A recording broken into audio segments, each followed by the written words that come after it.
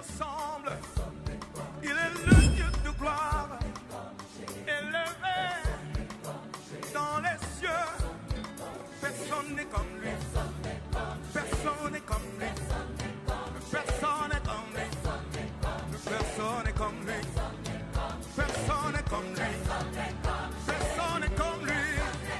Personne n'est comme lui. Voici il vient. Au son de la trompette, chez vos chandeliers, brillant comme le soleil, élève la voix, comme c'est le jubilé. Radio Sion, voici il vient. Merci, nous allons prendre place. Nous poursuivons notre enseignement sur les prisons sataniques. Et nous avons déjà parlé de comment sortir des prisons sataniques. Et nous continuons à approfondir cet enseignement en regardant toutes les formes possibles de prison dans la vie des gens, des familles, de peuples, des nations. Et une des formes que souvent l'Église ignore, c'est les forteresses. Les forteresses. Nous sommes partis du texte de 2 Corinthiens la fois dernière pour parler des forteresses. 2 Corinthiens chapitre 10.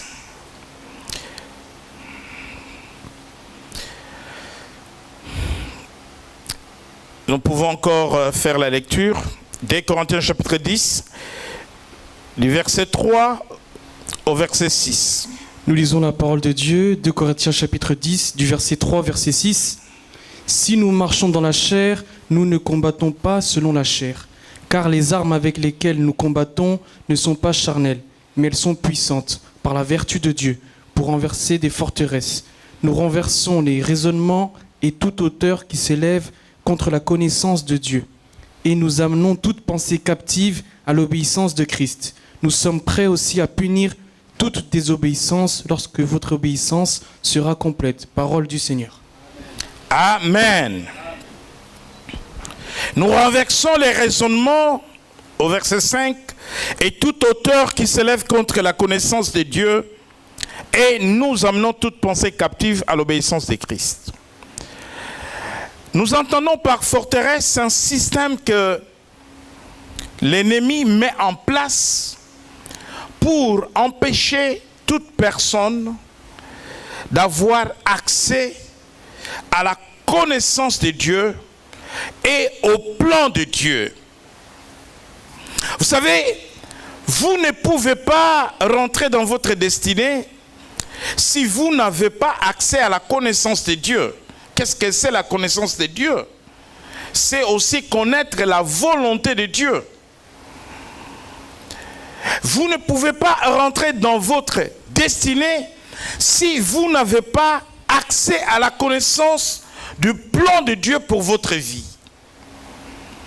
Pour la vie de chacun, Dieu a un plan. C'est ce que nous voyons dans le psaume 139, lorsque nous parlons de la destinée.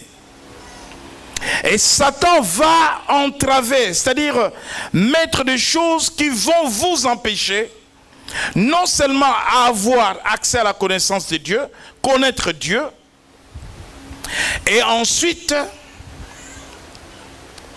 accéder à votre destinée par la connaissance du plan de Dieu dans votre vie.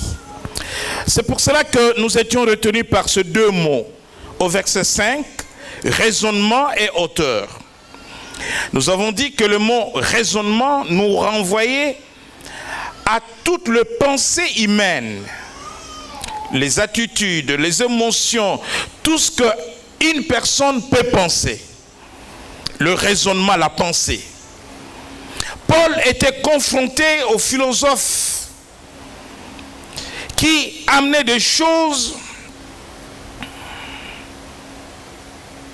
contre la vérité de Dieu pour empêcher les chrétiens de Corinthe d'accéder à la connaissance de Dieu et à la connaissance du plan de Dieu pour leur vie.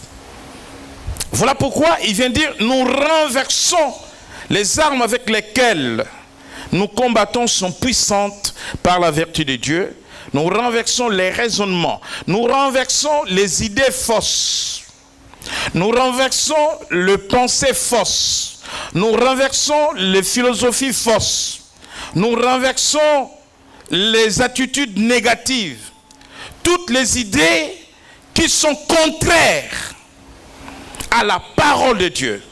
Parce que ces idées vont former dans l'homme ce que nous appelons la forteresse de la pensée.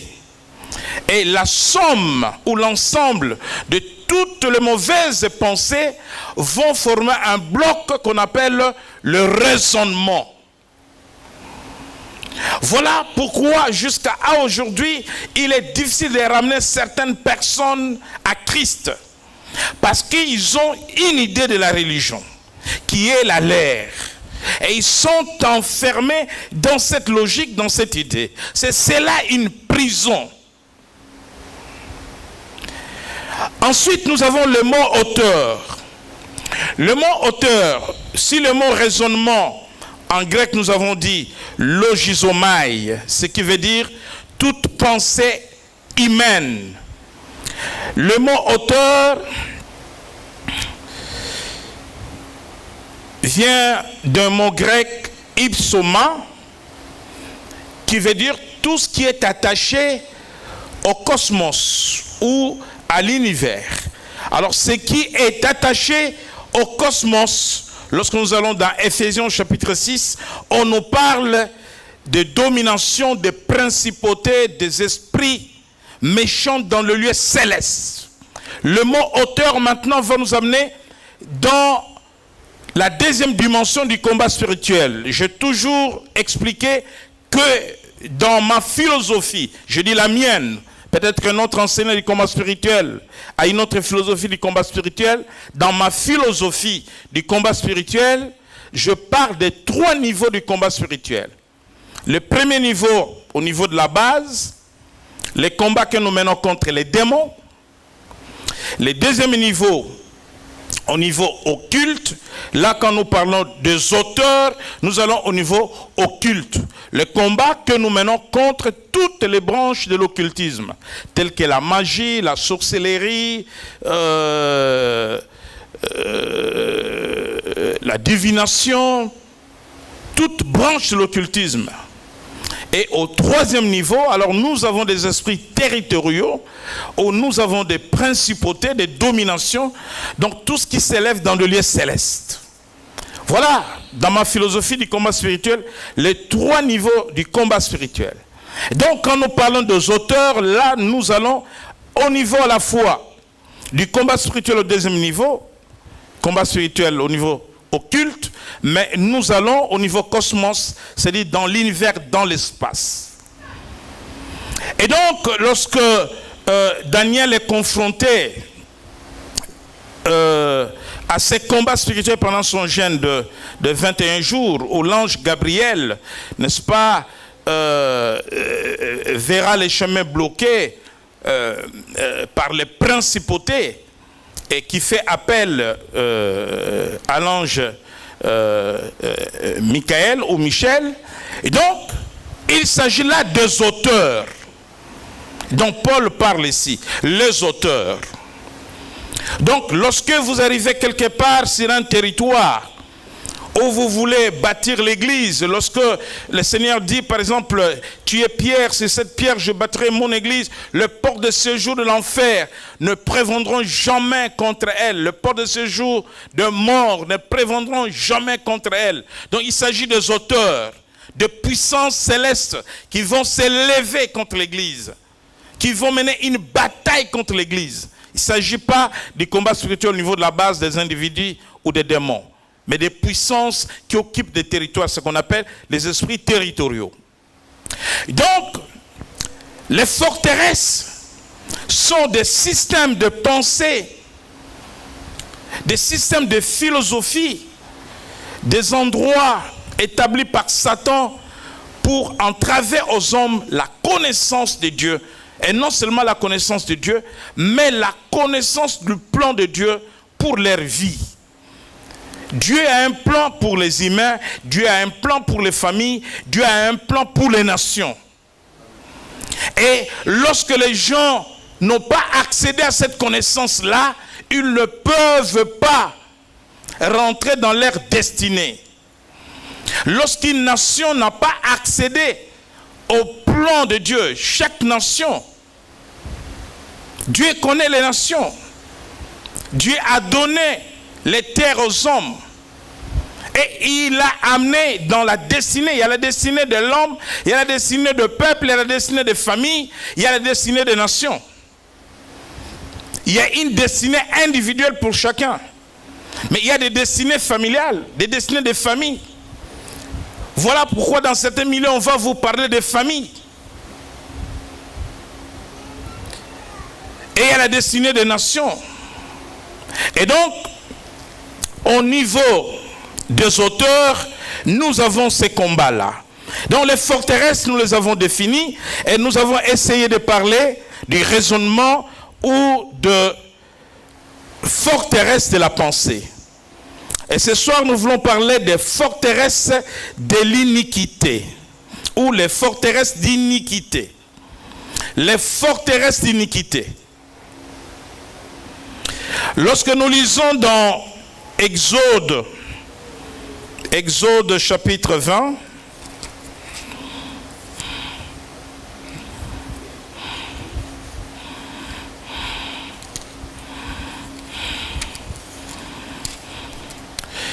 Exode chapitre 20,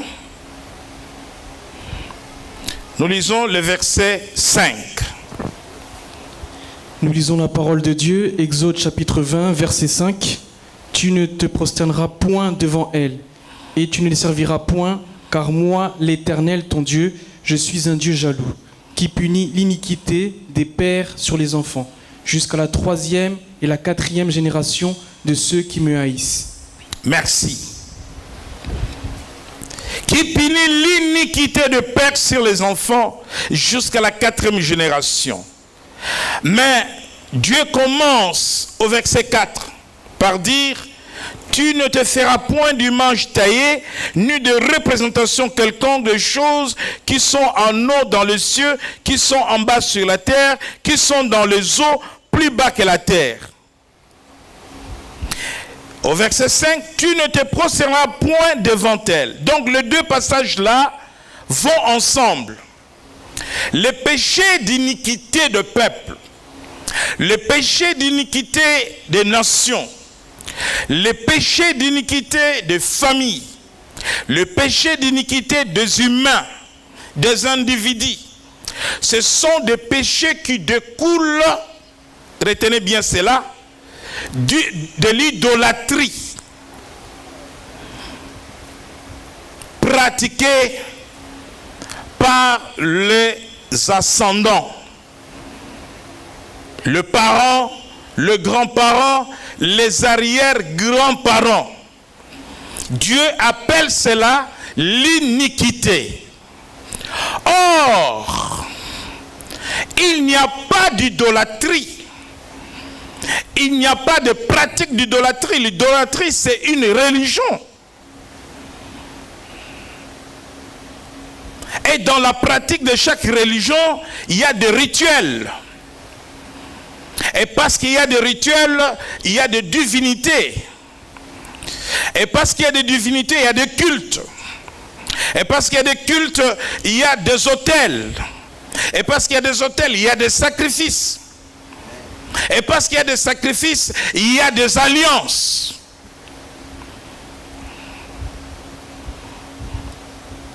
Vous voyez que les combats spirituels, c'est vraiment complexe. C'est perplexe.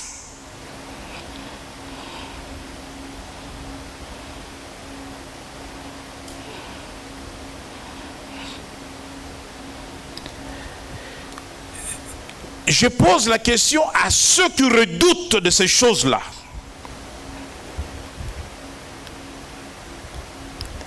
Étudions la prière de Néhémie. Étudions la prière de Daniel. Pourquoi dans leur prière d'intercession, ils demandent pardon à Dieu pour le péché de leur père? Daniel n'était pas né. Néhémie n'était pas né quand leur père avait péché contre Dieu. Pourquoi ils vont chercher à briser par leur intercession? Qu'est-ce qu'ils cherchaient? Ils cherchaient à renverser les forteresses d'iniquité. Quand vous méditez les livres de Néhémie et les livres de Daniel, vous allez voir que ces deux serviteurs de Dieu orientent leur prière de combat pour le retour du peuple de Dieu à Jérusalem par le renversement des forteresses d'iniquité.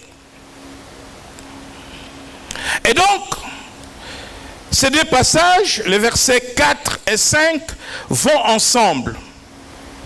Dieu parle de représentation, Dieu parle d'image taillée, mais c'est dans l'idolâtrie où on va trouver les représentations. Et donc, il faut comprendre qu'à travers l'idolâtrie, n'est-ce pas, donne naissance à ce qu'on appelle les forteresses d'iniquité. Le péché d'idolâtrie de parents, grands-parents, arrière-grands-parents vont avoir des conséquences sur des vies futures. Et je parlais avec une sœur hier qui me rapportait les nouvelles d'où elle venait. C'est à cela qu'il faut remonter. De péchés ou de faiblesses qu'on trouve, faiblesse commune à une génération, faiblesse commune à un peuple, faiblesse commune à un groupe de gens, faiblesse commune à une famille donnée. C'est à cause de forteresses d'iniquité que vous allez observer ces faiblesses qui en réalité sont des péchés. Et ces faiblesses vont être vues comme la culture, comme des pratiques habituelles, normales, coutumières. Et c'est pour cela que ces faiblesses peuvent, n'est-ce pas, être vues comme le mensonge, par exemple, les vols, par exemple, la prostitution, par exemple, l'idolâtrie, le maraboutage, les consultations occultes. Vous allez voir que chaque peuple a ses péchés spécifiques. Il y a des péchés pour tout le monde. Tout le monde pêche. Mais on vous dira que dans tel groupe, on peut observer chez les femmes tel péché ou telle faiblesse. Chez les hommes, tel péché ou telle faiblesse. Même la consommation de l'alcool, même la consommation de la drogue, la prostitution de l'homme ou de la femme, l'inceste. Vous verrez que dans certains groupes, vous allez observer que l'inceste n'est pas vu comme un péché grave, comme une pratique qui relève même de la coutume. Voyez-vous, tout cela à cause de forteresses d'iniquité qui vont se répercuter sur les générations futures. Vous allez voir que ces choses, on ne peut pas parler de l'idolâtrie sans parler des autels, comme j'ai dit, et des alliances. Or, les autels et les sacrifices qu'on apporte sur les autels sont dédiés à des divinités païennes. Donc, il peut s'agir des divinités de la terre, il peut s'agir des divinités des eaux, il peut s'agir des divinités de la forêt, des divinités de l'air.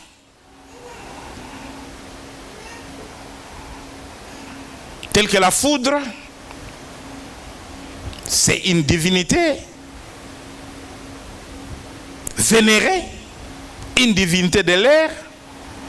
Et nous allons voir que Satan va à travers les autels, les alliances, enfermer des familles, enfermer des peuples, enfermer des nations dans des prisons et qui vont, n'est-ce pas, être vus comme des forteresses d'iniquité. C'est pour cela que quand nous regardons dans la Bible, nous allons voir quelque chose qui a été fait par un roi. Et à travers ces rois, plusieurs rois qui sont venus après lui ont fait la même chose. Parce que l'idolâtrie enferme de générations dans la forteresse d'iniquité. Et si elle n'est pas renversée, si elle n'est pas brisée, et donc cela continuera ainsi. Nous regardons dans 1 Roi au chapitre 12.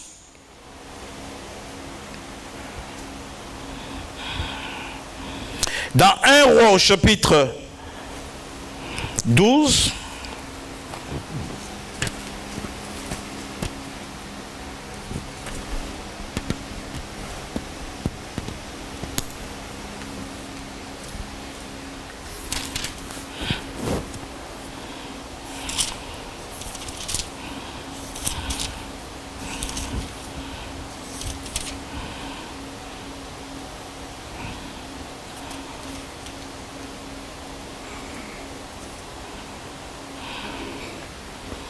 Alors, ce qu'il faut comprendre par cette forteresse d'iniquité,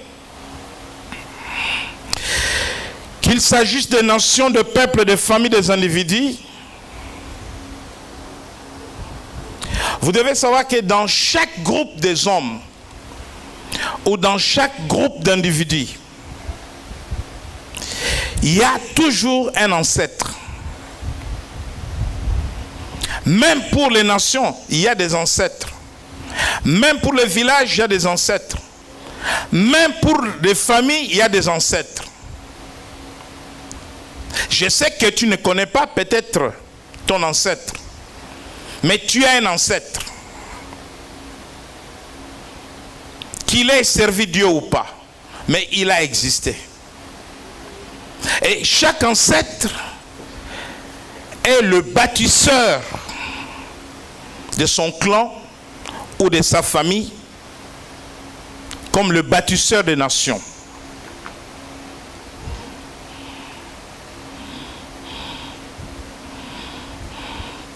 Dans les livres de 1 Roi au chapitre 12, à partir du verset 25, nous allons voir que là, il y a un roi qui va introduire l'idolâtrie. Nous lisons dans 2 Rois, en Israël, et la liste de rois qui vont faire comme lui est longue, parce que il a ouvert la voie à une forteresse d'iniquité qui a lié toutes les générations. À partir du verset 25, vous pouvez lire. Nous lisons la parole de Dieu, 1 Roi chapitre 12, à partir du verset 25. Jéroboam bâtit Sichem sur la montagne d'Éphraïm, et il y demeura. Puis il en sortit, et bâtit Pénuel. Jéroboam dit en son cœur, le royaume pourrait bien maintenant retourner à la maison de David. Si ce peuple monte à Jérusalem pour faire des sacrifices dans la maison de l'Éternel, le cœur de ce peuple retournera à son Seigneur, à Roboam, roi de Juda. Et ils me tueront et retourneront à Roboam, roi de Juda. Après s'être consulté, le roi fit 2 veaux d'or, et il dit au peuple, « Assez longtemps vous êtes montés à Jérusalem, Israël, voici ton Dieu qui t'a fait sortir du pays d'Égypte. » Il plaça l'un de ses veaux à Béthel, et il mit l'autre à Dan. Ce fut là une occasion de péché. Le peuple alla devant l'un des veaux jusqu'à Dan. Jéroboam fit une maison de haut lieu, et il y créa des sacrificateurs pris parmi tout le peuple et n'appartenant point aux fils de Lévi. Merci, on peut s'arrêter là. Jéroboam, vous savez qu'il y a une scission du royaume d'Israël après la mort de Salomon en 2 royaumes, le royaume de Juda et le royaume d'Israël. Maintenant, Jérusalem est le centre de l'adoration de Dieu. La capitale du 2e royaume, celui d'Israël, se trouve à Samarie. Jéroboam refuse que le Dieu qui est adoré à Jérusalem soit adoré en Samarie. Et il va bâtir 2 autels. Un autel à Béthel, un autre autel à Dan. Ce sont des autels sataniques pour vénérer des divinités païennes. Et donc, il va plonger Israël dans l'idolâtrie.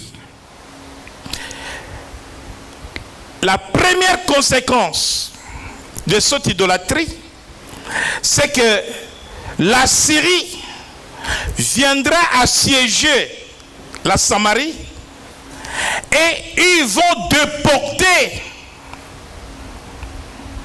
le peuple du royaume d'Israël vers les terres étrangères.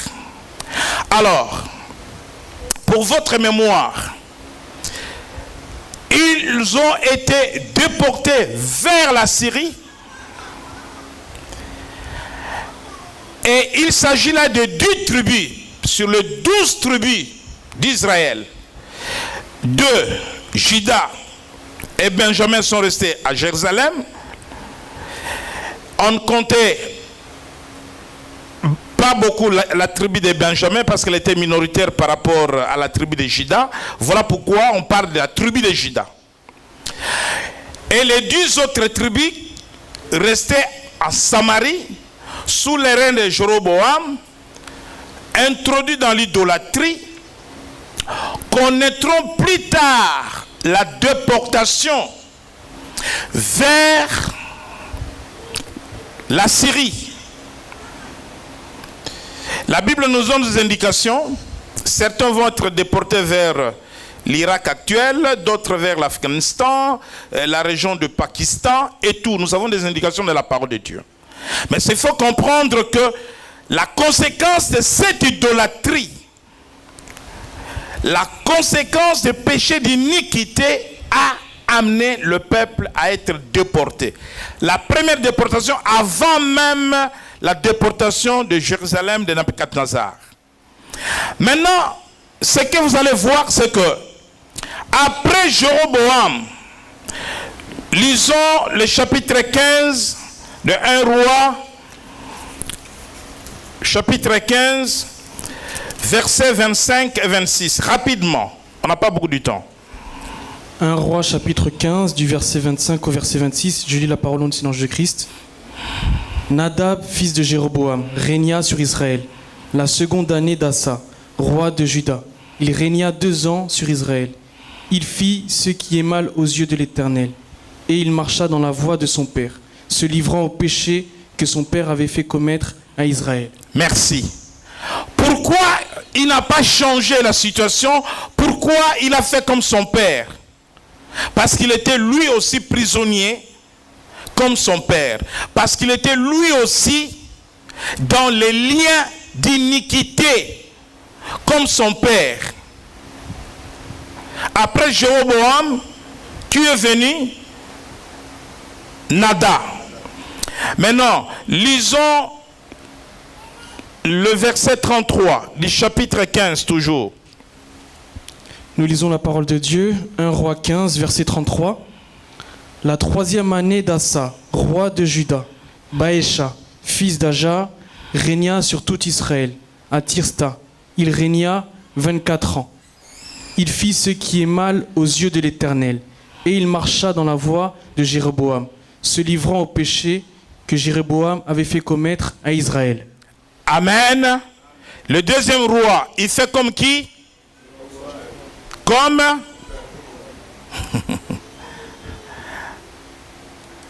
tu peux penser à ton ancêtre.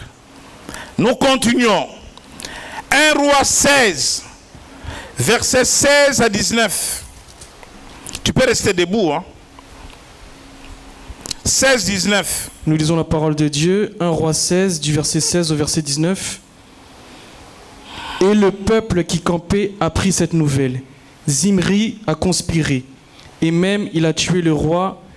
Et ce jour-là, tout Israël établit dans le camp pour roi d'Israël, Omri, chef de l'Amré. Omri et tout Israël avec lui partirent de Gibéton, et ils assiégèrent Tirsta. Zimri, voyant que la ville était prise, se retira dans le palais de la maison du roi, et brûla sur lui la maison du roi. C'est ainsi qu'il mourut à cause des péchés qu'il avait commis en faisant ce qui est mal aux yeux de l'Éternel, en marchant dans la voie de Jéroboam et en se livrant au péché que Jéroboam avait commis pour faire pécher Israël. Amen. C'est le troisième roi, n'est-ce pas? Il pêche comme qui? Jéroboam est déjà mort. Est-ce que c'est lui qui leur parle? Est-ce que c'est lui qui leur demande de faire comme lui? Vous voyez les liens d'iniquité. Lisons maintenant 1 Roi 30, 31. 16, 30, 31. Nous lisons la parole de Dieu. 1 Roi 16, versets 30 à 31. Achab, fils d'Omri, fit ce qui est mal aux yeux de l'Éternel, plus que tous ceux qui avaient été avant lui. Et comme si c'eût été pour lui peu de choses de se livrer au péché de Jéroboam, fils de Nébat, il prit pour femme Jézabel, fille d'Edbal, roi des Sidoniens. Et il alla servir Baal et se prosterner devant lui. Donc vient le fameux Akab, l'époux de Jézabel, qui fera encore pire, toujours sur la lignée de Jéroboam. Lisons maintenant, après Akab. Akab, c'est le 4e roi.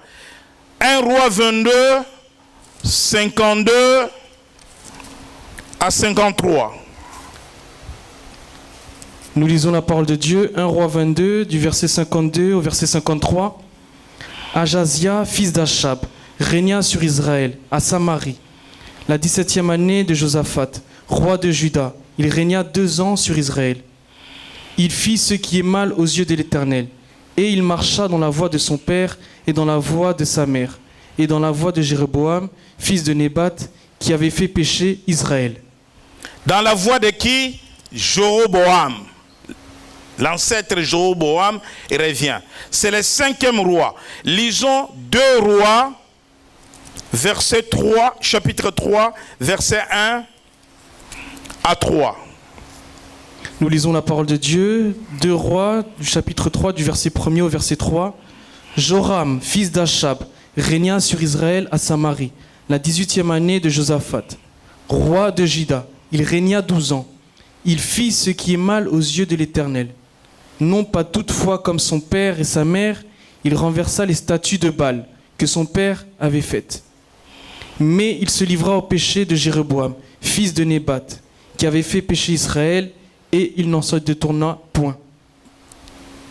C'est le 5e roi ou le 6e roi? Le 6e roi. Il se livre au péché de qui? De Jéroboam. Il pêche comme qui? Comme Jéroboam. C'est les liens d'iniquité.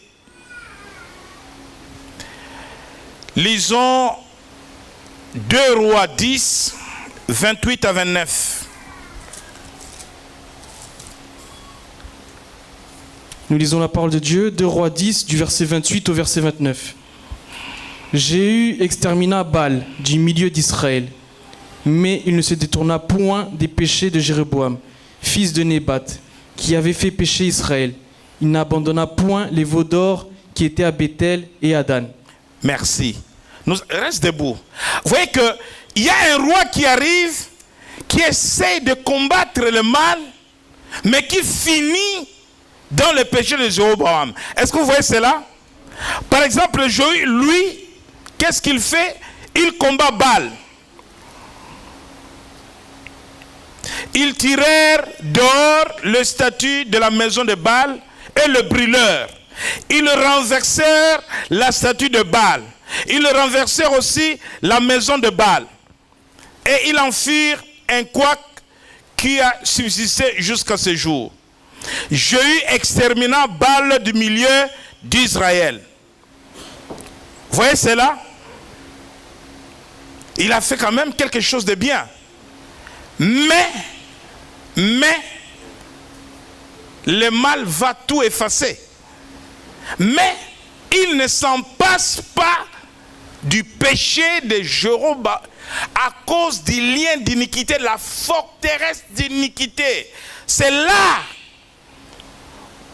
Jéhu extermina Baal du milieu d'Israël, mais il ne s'en détournera point du péché de Jéroboam, fils de Nabat, qui avait fait pécher Israël.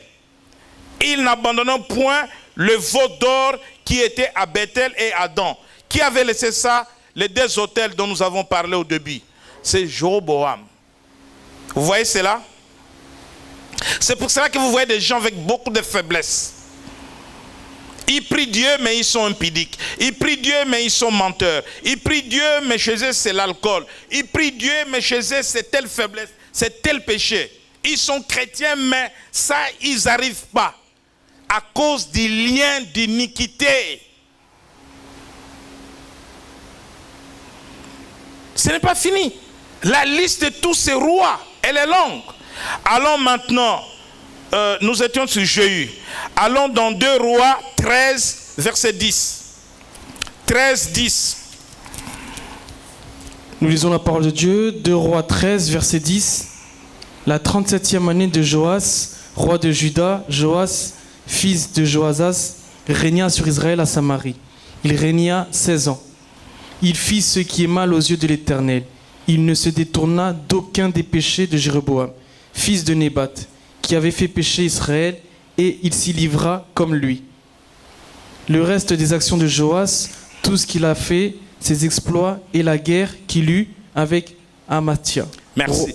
Reste là debout. Il ne se détourna d'aucun des péchés de Jéroboam. Donc, tous les péchés de Jéroboam, lui, il les a commis. Mais Jéroboam est mort depuis 7 rois. Qu'est-ce qui se passe avec tous ces rois? Forteresse d'iniquité. Les liens d'iniquité. Pierre dit à Simon le magicien, prie toi-même pour toi si cela est possible. Je vois que tu es dans un lien d'iniquité. Il était baptisé, mais le baptême n'a pas suffi pour briser et renverser cette forteresse d'iniquité qui liait Simon, qui faisait de Simon un prisonnier. Nous sommes au 8e roi. 2 Rois 14, 23, 24. Nous lisons la parole de Dieu, 2 Rois 14, du verset 23 au verset 24. La 15e année d'Amathia, fils de Joas, roi de Juda. Jéroboam, fils de Joas, roi d'Israël, régna à Samarie. Il régna 41 ans. Il fit ce qui est mal aux yeux de l'Éternel. Il ne se détourna d'aucun des péchés de Jéroboam, fils de Nébat, qui avait fait pécher Israël. Donc, Joas, il a donné le nom de Jéroboam à son fils. Mais celui-là, c'est encore pire. Voilà pourquoi dans les versets, vous avez des Jéroboam. Même les noms que vous donnez aux enfants, faites attention. Amen.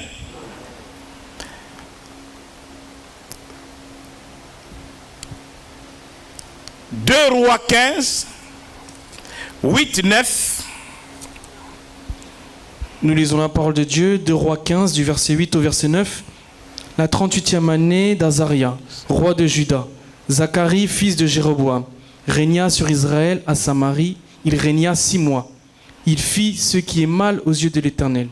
Comme avaient fait ses pères, il ne se détourna point des péchés de Jéroboam, fils de Nébat, qui avait fait pécher Israël. Nous sommes à combien de rois déjà? Hein? Zacharie est le 10e. Il ne se détourne pas des péchés de les liens d'iniquité. Les liens d'iniquité.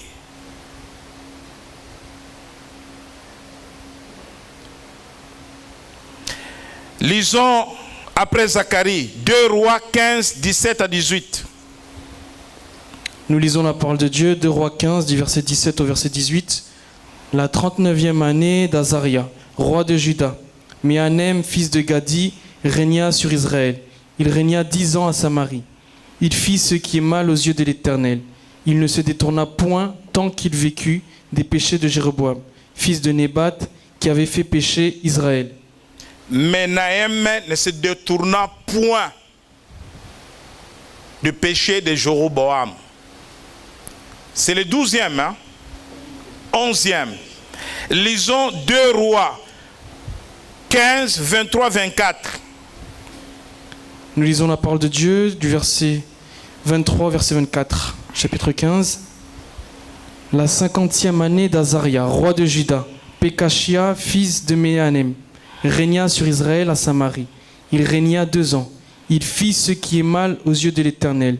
Il ne se détourna point des péchés de Jéroboam, fils de Nébat, qui avait fait pécher Israël. Pékachia, c'est le 12e roi, n'est-ce pas? Lisons 2 Rois 15, 27, 28. La 52e année d'Azaria, roi de Juda, Pékach, fils de Rémalia, régna sur Israël à Samarie. Il régna 20 ans. Il fit ce qui est mal aux yeux de l'Éternel. Il ne se détourna point des péchés de Jéroboam, fils de Nébat, qui avait fait pécher Israël. Nous nous arrêtons au 13e roi. Voyez que tous ces 13 rois ont une même histoire. Merci mon frère. Avec Jéroboam. Comment briser et renverser une forteresse d'iniquité? Il faut d'abord identifier la source. Établir l'arbre généalogique. Chaque peuple a un arbre généalogique. Chaque famille a un arbre généalogique. Chaque tribu a un arbre généalogique.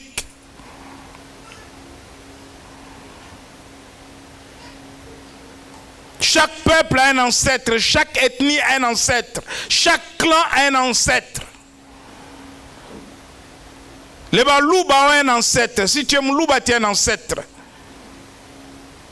On parle d'Ilunga, je crois.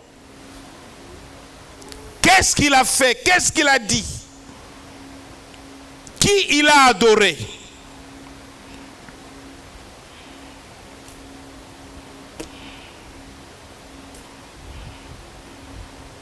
Chaque famille a un ancêtre. Tu n'es pas sorti de nulle part.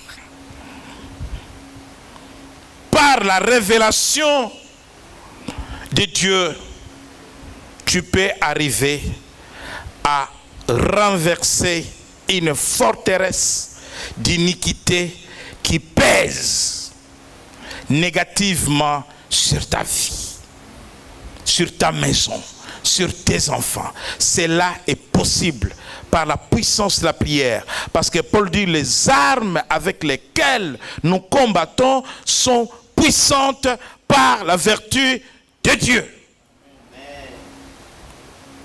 Que le Seigneur te bénisse.